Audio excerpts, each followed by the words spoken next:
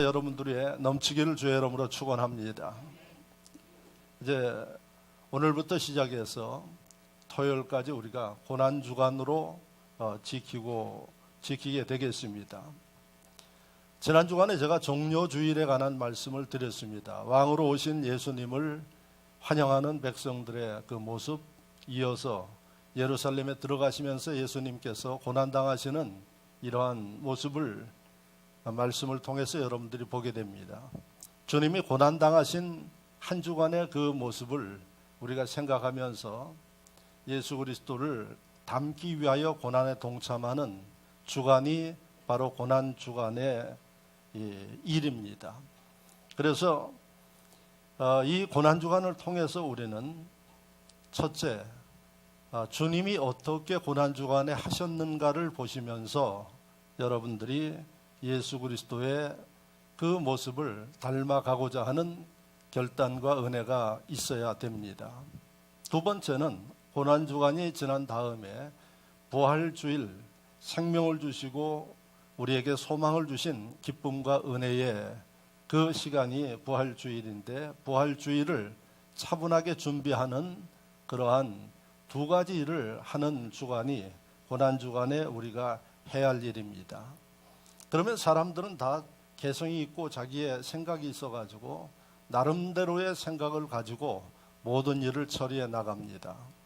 그래서 고난주간이 되면은 여러분들 나름대로 어떻게 해야겠다 하는 생각을 가지고 아마 움직일 것입니다. 그러나 우리는 무엇을 하든 간에 항상 깊게 생각해야 할 일은 예수 그리스도를 닮아가는 일이 우리에게 필요합니다. 그래서 고난주간을 지키는 이 과정도 내 방법과 생각대로 하는 것이 아니라 예수님이 어떻게 고난주간을 지내셨는가를 말씀을 통해서 보면서 예수 그리스도의 그 행하셨던 모습을 우리가 따라서 지켜나가는 게 고난주간을 지키는 하나님의 백성들의 자세인 것을 여러분들이 기억하시길 바랍니다.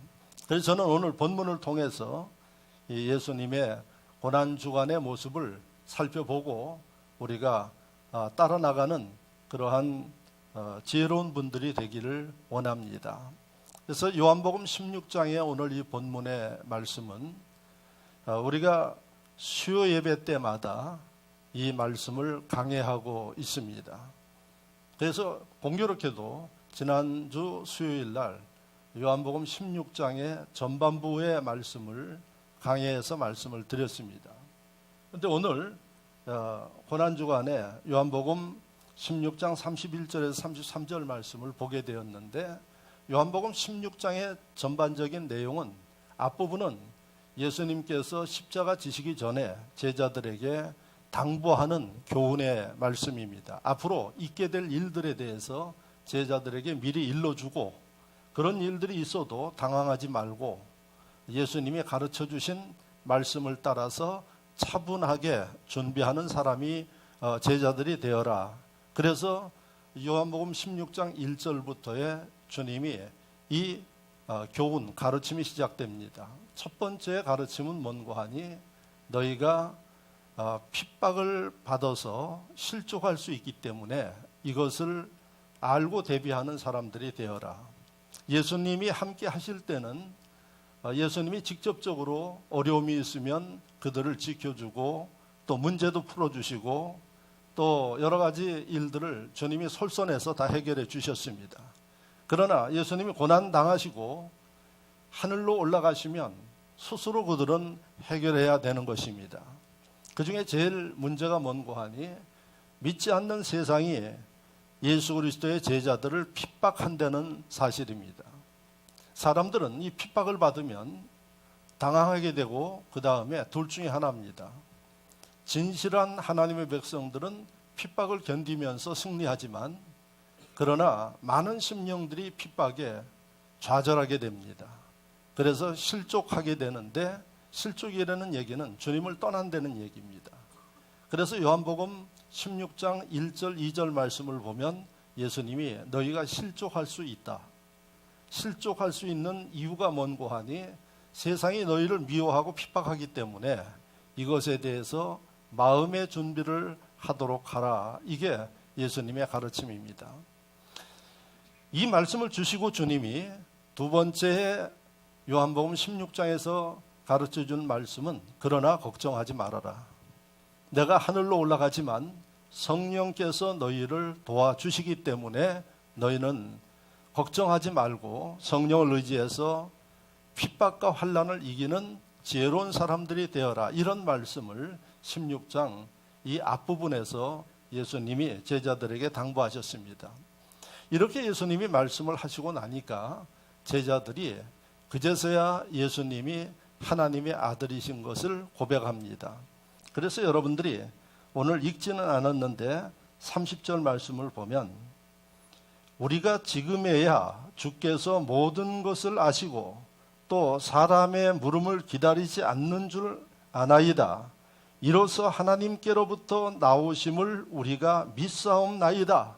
이렇게 제자들이 예수님의 그 가르치는 미래의 일들에 대해서 가르치는 말씀을 듣고 나서 주님이 진짜 하나님께로 오신 하나님의 아들이요 우리를 구원하러 오신 메시아인 것을 믿습니다. 이렇게 이야기를 합니다. 이런 주의 제자들의 고백이 나오니까 예수님이 오늘 본문에 31절에 말씀하시기를 예수께서 대답하시되 이제는 너희가 믿느냐 이렇게 말씀하십니다. 여러분 참 길고도 긴 시간이 지났습니다. 3년 동안 늘 하루도 쉬지 않고 주님을 따라다니던 제자들이 그 많은 가르침과 능력과 이적을 보면서도 믿지 않았습니다. 그런데 이제 예수님이 떠날 때 정도 되어서 마지막에 당부의 말씀을 하시니까 그제서야 믿겠다고 이야기를 합니다. 참 불행 중 다행으로 생각합니다. 그래서 예수님이 31절에 이제는 너희가 믿느냐 이렇게 말씀하십니다. 그리고 주신 말씀이 뭔고 하니 곧 다가올 고난주간의 일들에 관하여서 예수님이 말씀을 하시는 겁니다. 이제는 너희가 나를 믿겠느냐? 아마 제가 볼 때는 이런 믿음을 확인하지 못하면 이 말씀을 주어도 의미가 없었을 것입니다. 그런데 31절에 예수님의 마음을 보면은 너무 반겨요. 그 제자들의 믿음에 대해서. 그래서 주님이 그 제자들의 믿음을 확인하고 나서 주시는 말씀이 고난주간에 일어날 일들에 관한 말씀을 주신 겁니다. 그래서 32절에 보라 너희가 다 각각 제 곳으로 흩어지고 나를 혼자 둘 때가 오나니 벌써 왔도다. 그러나 내가 혼자 있는 것이 아니라 아버지께서 나와 함께 계시느니라.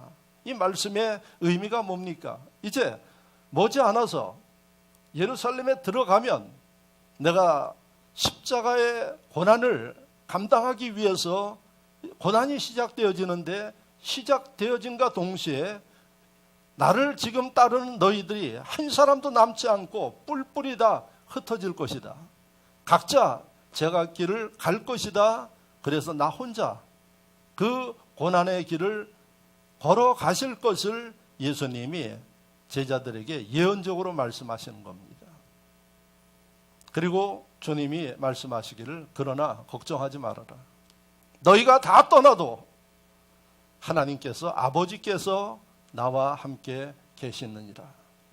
그래서 내가 그 아버지를 바라보면서 너희를 위해서 십자가를 지고 구원을 완성하리라 하시는 이 말씀을 주십니다.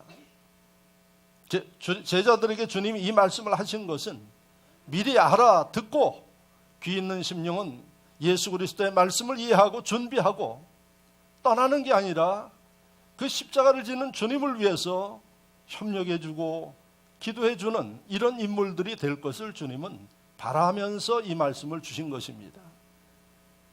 그러나 그 결과는 어떻게 됐나요? 결과는 다 떠났습니다. 그런데 그것을 아시는 주님이 33절에 뭐라고 말씀하시는가 하니 너희가 다 떠나도 나는 아버지의 도움 가운데 고난의 모든 과정을 승리하고 너희에게 무엇을 주는가 하니 33절에 이것을 너희에게 이르는 것은 너희로 내 안에서 평안을 누리게 하려 함이라. 세상에서는 너희가 환난을 당하나 담대하라.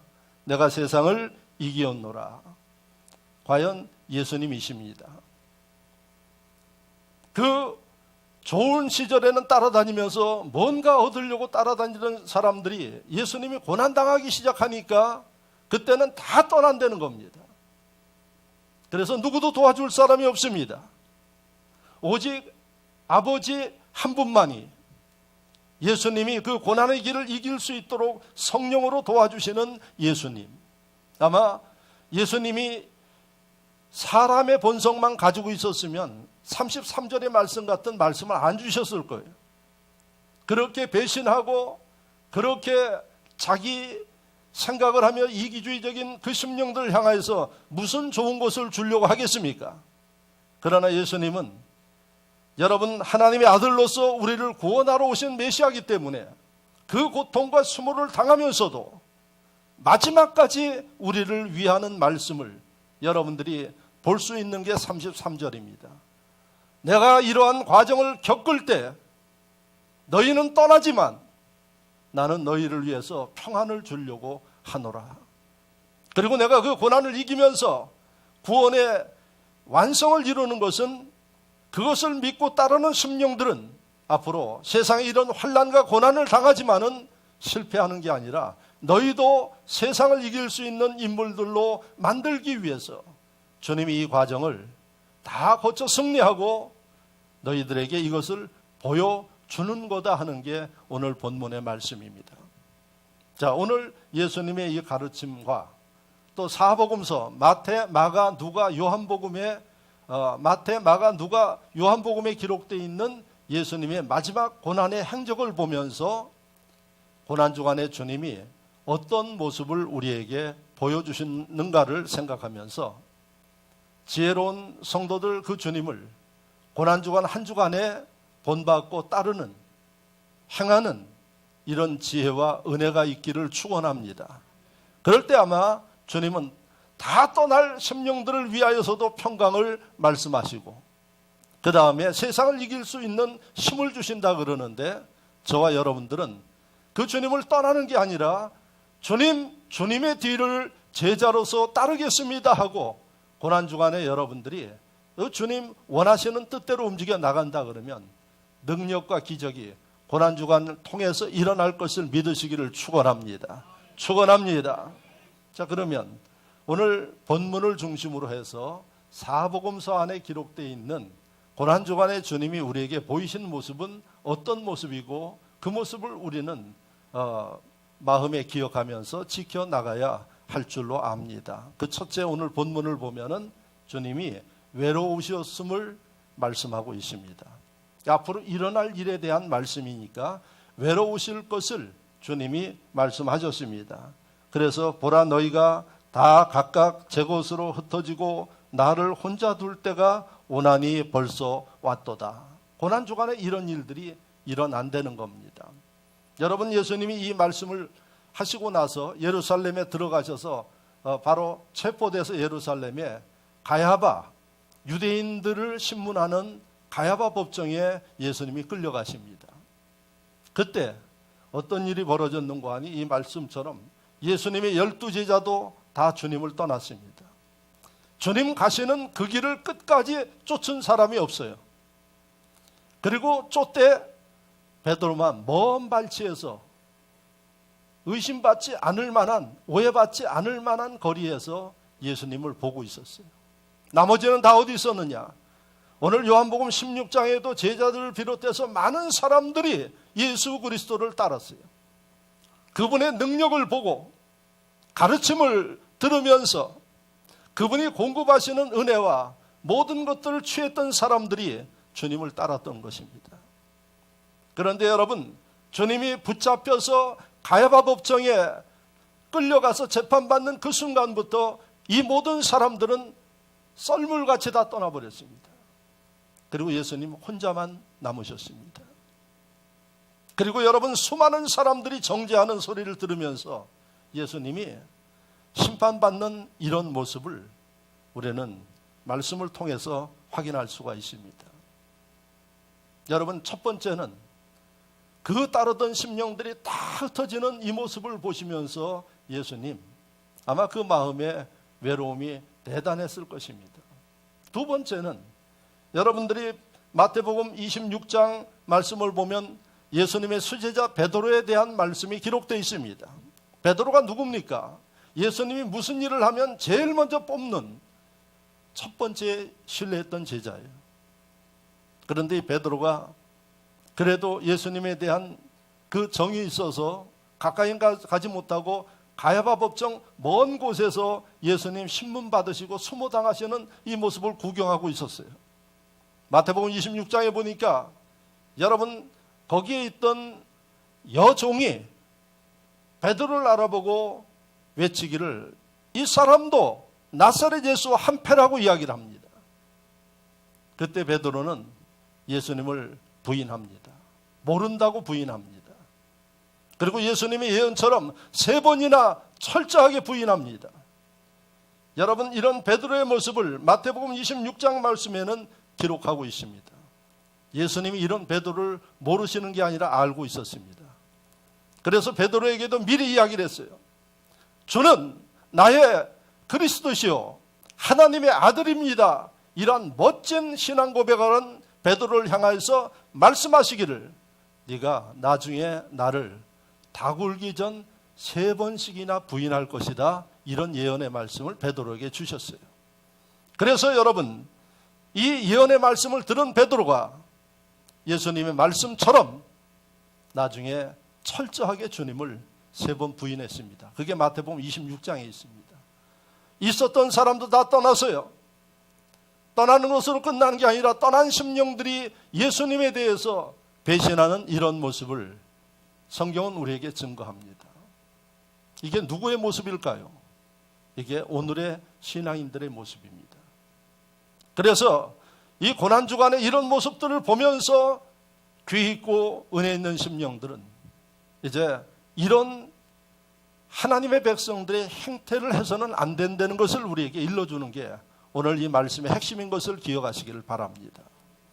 그래서 여러분 베드로도 떠났지만은 그 다음에 마태복음 26장에 보면은 어떤 일들이 벌어지는고 하니 여러분들이 아는 가룟 유다는 예수님을 은 30개 받고 팔아버렸습니다.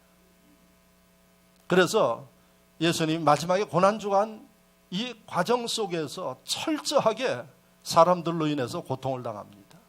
그리고 홀로 남습니다. 그래서 여러분들이 고난주간에 혼자 남겨주신 예수님을 기억하시기를 바랍니다. 여러분 주님은 우리에게 무엇을 원할까요? 이제 내일부터 시작되는 고난주간의 이 삶 속에 우리에게 무엇을 하기를 원하시나요? 주님을 외롭게 홀로 두지 말라는 얘기입니다. 할렐루야. 여러분 우리가 세상 일들에 바빠가지고 주님은 여러분들을 사랑하시고 함께 하기를 원하십니다. 사랑하시기 때문에 함께 하기를 원해요. 근데 혹시 여러분 베드로처럼 또한 다른 뿔뿔이 흩어졌던 자기의 이익과 계산이 무너지니까 여러분 외면했던 이 심령들처럼 주님을 홀로 두지 않았는가를 생각해 보시는 얘기입니다. 이번 한 주간 우리가 세상 생활을 하면서 나는 주님과 함께하고 이 주님, 외로워하신 주님과 내가 말벗이 되어지고 그 주님을 위로하는 이런 심령이 되어졌는가? 아니면 나도 제자들과 모였다 흩어진 이 심령들처럼 주님을 떠나서 이렇게 활동했던 심령들은 아닌가? 이런 생각을 해보셔야 된다는 이야기입니다. 이게 주님이 외로우신 예수님의 이 모습을 통해서 우리에게 주시는 첫 번째. 이번 한 주간에 여러분들이 아무리 바쁜 일들이 있고 분주한 일들이 있고 그렇지만 여러분들이 이 주님의 위로자가 될 수 있기를 바랍니다.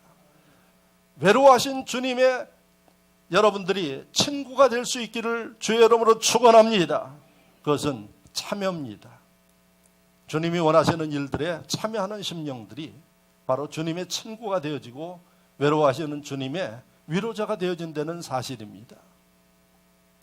두 번째, 이 외로움을 통해서 주님이 우리에게 일러주는 게 뭘까요?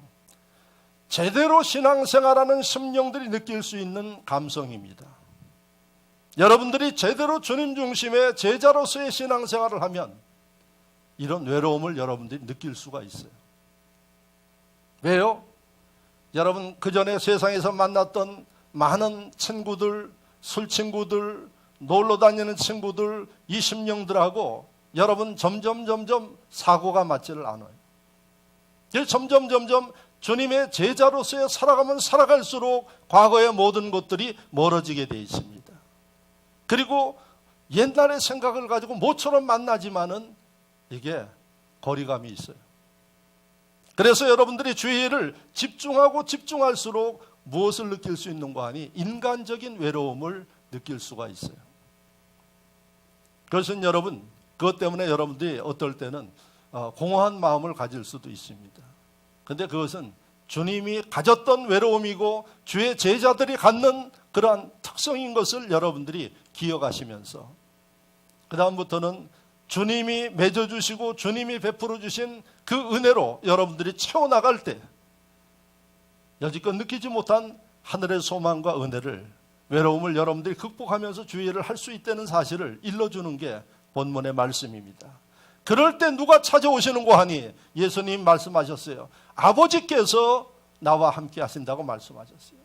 그럴 때 여러분들의 동역자가 되어주시는 성령이 여러분들과 함께 해주십니다. 그리고 지금까지 맛보지 못했던 그 세상의 일들을 여러분들이 경험하게 되고 그 세계를 보게 된다는 사실을 잊지 마시기를 축원합니다. 여러분, 제가 목회자가 되기 전에 평신도로 열심히 봉사했습니다. 그래서 평신도지만 교육자의 사고 정도 가지고 그렇게 봉사를 했습니다.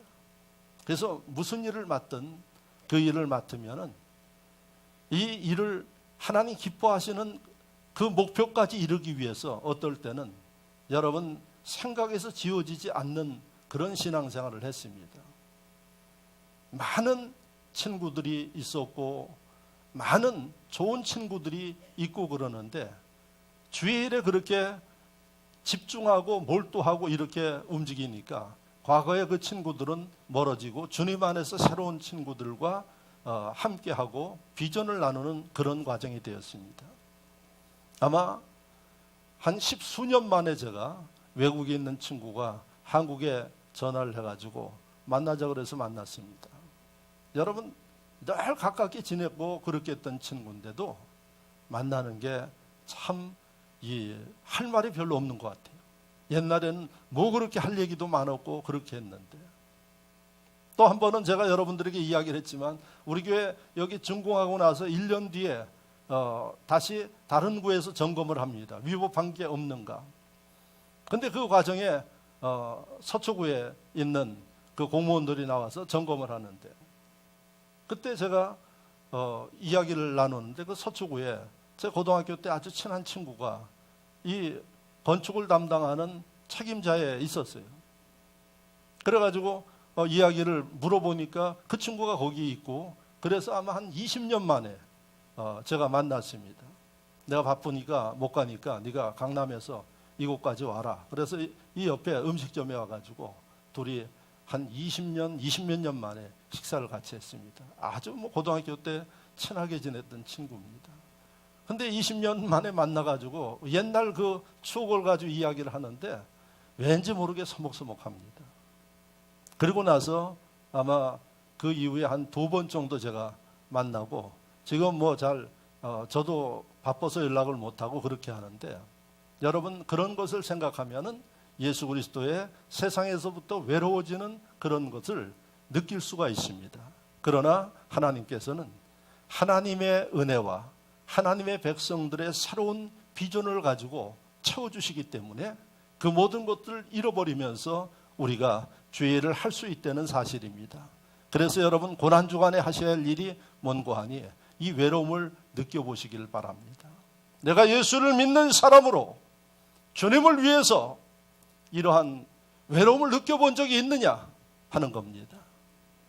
예수 그리스도의 진실한 제자가 되어지면 여러분 이런 것들을 느끼고 이런 것들을 느낄 때 하나님이 우리에게 하늘의 은혜와 역사로 채워주시는 이런 분이심을 믿으시기를 바랍니다.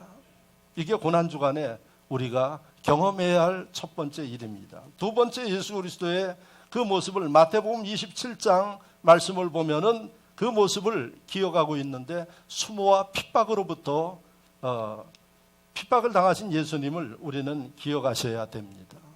예수님이 고난주간에 당하신 두 번째는 이러한 수모와 핍박을 당하셨어요. 그래서 우리가 고난주간 예수 그리스도의 은혜 가운데 제대로 지키려고 하면은 여러분들도 이런 수모와 핍박을 경험할 수 있는 심령들이 되어져야 된다 하는 사실입니다. 마태복음 27장을 왜 제가 말씀드렸는가 하니 예수님이 체포당하셔서 가야바 법정에서 신문을 받았어요. 그런데 이 가야바 법정은 유대인들의 이 법원입니다. 그래서 유대인들의 최고의 목표는 뭔가 하니 예수님을 죽이는 겁니다. 그러나 그들 법정에서는 사형 선고를 할 수가 없어요. 이유는 로마 식민지 지배를 받기 때문에 로마 식민지 지배를 받는 그 법정에서는 사람의 생명을 좌지우지할 수가 없어요. 그래서 그것은 로마 법에 의해서 확정을 해야지 되는 겁니다. 그래서 가야바가 그 밤중에 예수 그리스도에 대해서 빌라도 총독이 있는 로마 법정으로 보냅니다. 그래서 이 예수 그리스도를 신문해 주십시오 하고 보냅니다. 목적은 예수 그리스도에 대해서 사형 언도를 해달라고 보내는 겁니다. 또 밤중에 보냈습니다. 그래서 빌라도가 예수 그리스도를 신문을 하는데 빌라도가 보니까 예수 그리스도를 죽일 이유가 없습니다.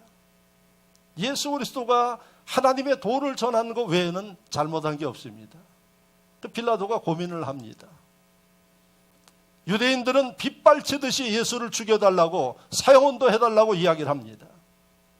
빌라도가 고민을 하는데 여러분 성경에는 기록이 그렇게 자세히 안 되어 있는데 빌라도가 로마 황제에게 보낸 그 당시에 자기의 소견을 써서 보낸 빌라도 보고서가 있습니다. 그래서 아마 여러분들이 빌라도 보고서를 한국어로 번역된 것들을 읽어보신 분들이 계실 겁니다. 빌라도가 아주 예수님 때문에 고민을 합니다.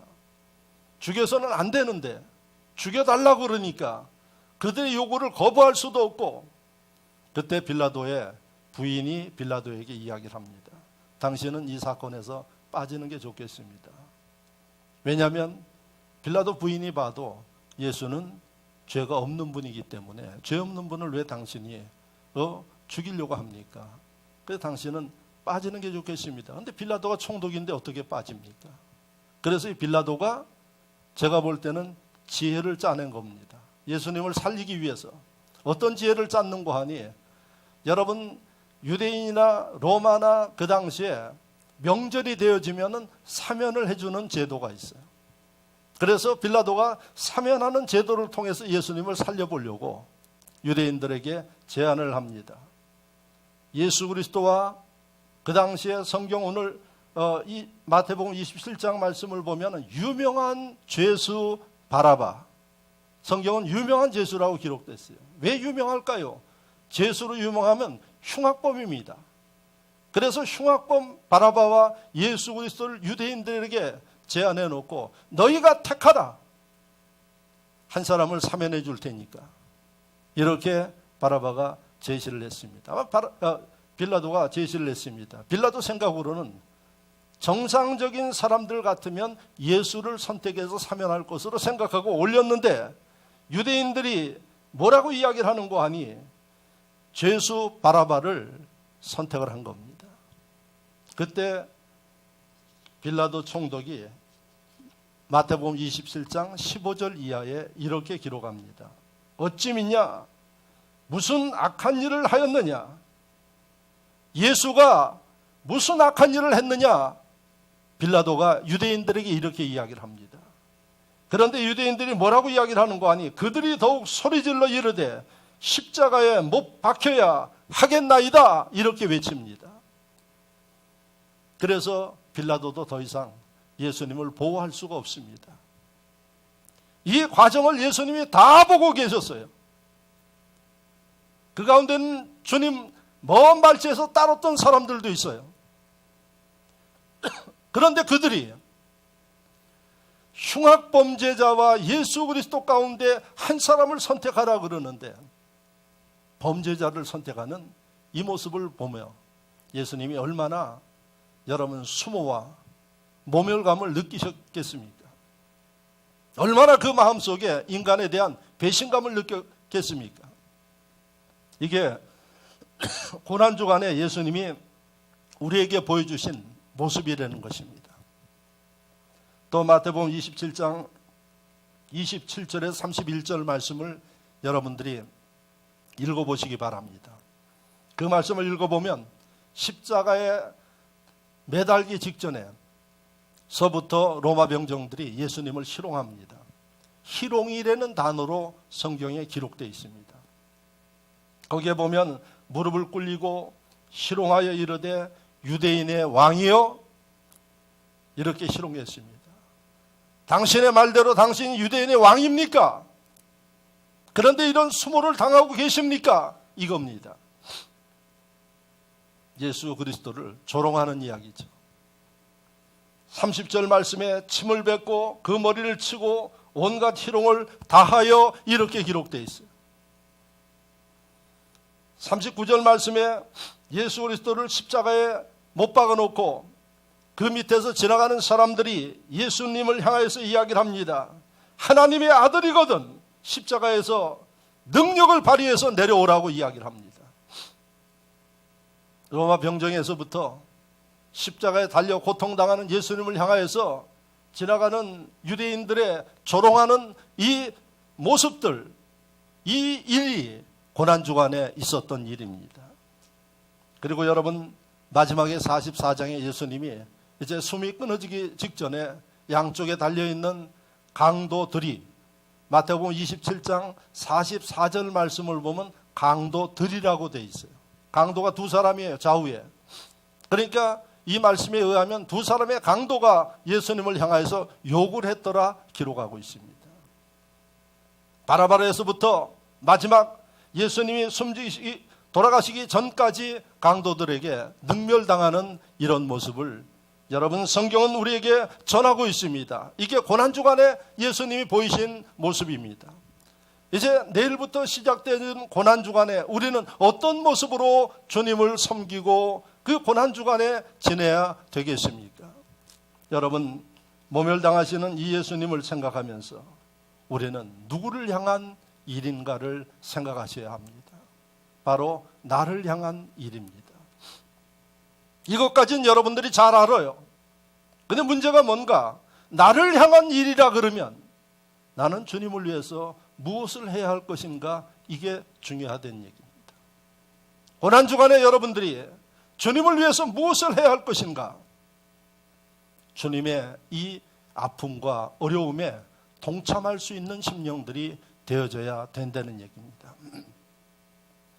신앙생활 하면서 주의 일을 하면서 때때로 어려움을 당하고 또 여러분들이 자존심 상하는 그런 일들도, 이야기도 들어봅니다. 그럴 때 우리는 기억하셔야 됩니다.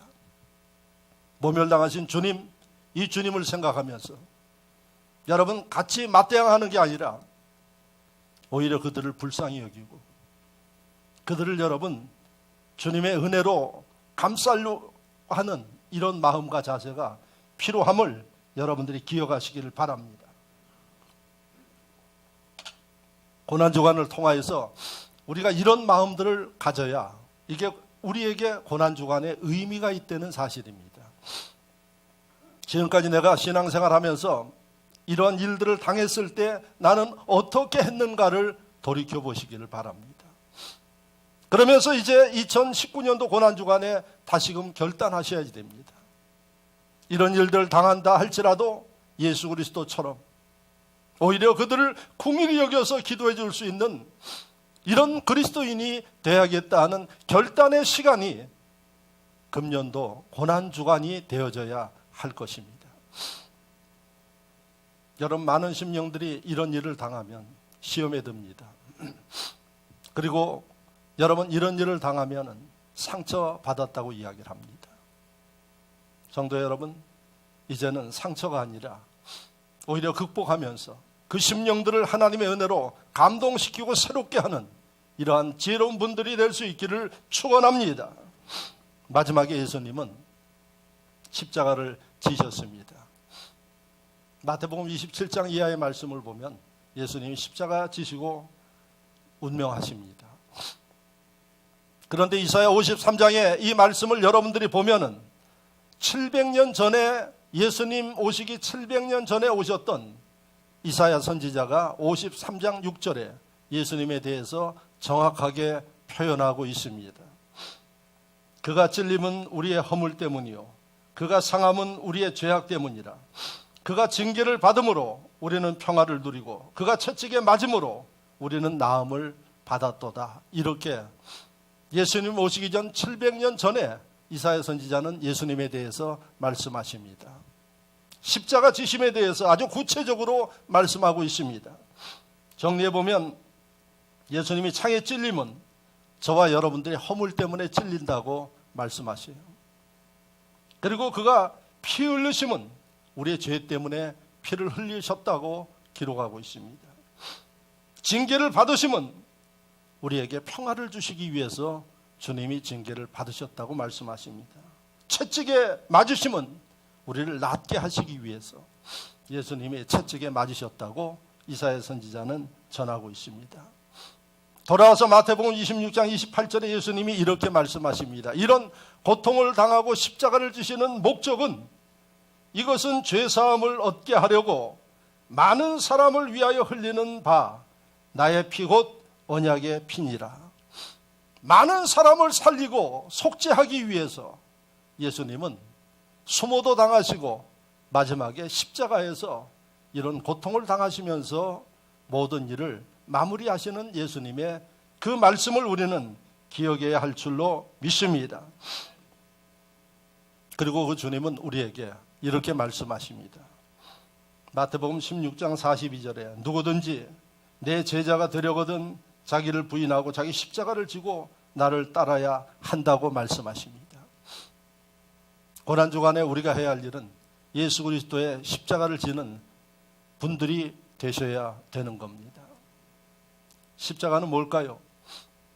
희생입니다. 예수님을 위해서 희생할 수 있는 이러한 정신과 자세를 가져야 된다는 겁니다. 십자가는 뭘까요? 고통입니다. 예수님을 위해서 고통당할 수 있는 심령들이 되어져야 그가 주님의 제자요 고난주간의 의미를 아는 사람들이라는 것입니다. 고난주간 되어지면 매년마다 특별 새벽기도를 합니다. 왜 특별 새벽기도라고 이야기를 할까요? 보통 때는 여러분 깨어나지 못하기 때문에 적어도 고난주간 이 기간 동안이라도 우리는 자기를 부인하고 주님의 그 고난에 동참하는, 적어도 그 기간 동안에 우리가 고통스럽고 힘들지만은 참여하면서 나를 위해서 십자가 달려 돌아가신 주님을 생각 좀 하자. 그래서 우리가 특별한 새벽 시간을 만들어서 합니다. 여러분들 스스로가 한다 그러면 교회에서는 굳이 특별히 만들 필요가 없습니다. 그냥 놔둬도 잘할 겁니다. 그러나 여러분 스스로 하는 심령이 많지 않기 때문에 주님의 은혜를 받게 하기 위해서 억지로라도 제도를 만들고 이런 일들에 동참하게 합니다. 그래서 이번 한 주간에는 십자가 지는 일들을 좀 하시기를 바랍니다. 내가 힘들고 어렵지만, 내가 좀 불편하고 고통스럽지만 여러분들이 주님을 위해서 이런 십자가를 지는 그런 분들이 되어질 때 고난주간에 주님이 주시는 은혜를 맛볼 수 있고 부활의 생명을 경험할 수 있다는 사실을 기억하시기를 축원합니다. 시편 119편 71절에 말씀하시기를 고난당하는 것이 내게 유익이라. 할렐루야. 고난당하는 것이 내게 유익이라 이렇게 말씀하고 있어요. 왜 그럴까요? 여러분, 여러분들이 소중하게 여기는 보석 금을 한번 생각해 보십시오. 여러분들 손에 금이 안기기 위해서는 어떤 과정을 거치는 거 아니? 고난의 용광로에 그 과정을 거쳐야 여러분 보석인 금이 여러분들 손에 주어지게 되어 있는 겁니다. 그 용광로에는 고난을 거치지 아니하면 금이 탄생될 수 없습니다. 또 여러분 어린아이들이 요즘엔 잘 안 하지만 연을 날립니다. 연이 지상에서 창공으로 오르려면 반드시 있어야 될 게 바람이에요. 그 바람도 강한 바람이 있을수록 공중으로 올라갑니다. 여러분, 그런 과정을 보면서 우리가 기억해야 할 일은 뭔고 하니 고난은 그와 같은 역할을 하는 거예요. 그래서 고난주간 이 한 주간에 여러분들에게 주어지는 그 고난은 하나님 안에서 이런 은혜와 분복과 축복이 된다는 사실을 기억하시기를 축원합니다. 그래서 여러분, 힘든 일이지만은 그 고난에 동참하는 지혜와 은혜가 있기를 주의 이름으로 축원합니다. 말씀을 생각하며 다 같이 한 목소리로 기도합니다. 할렐루야. 아버지 하나님 감사합니다. 사랑하시고 인도하시고 역사하여 주시어서 은혜 가운데 지켜주시고 이끌어 주심을 감사를 드립니다. 모든 영광과 존귀를 주님 홀로 받아주시고 하나님의 귀한 역사를 이루시고 아버지 하나님 역사하시고 붙잡아 주옵소서.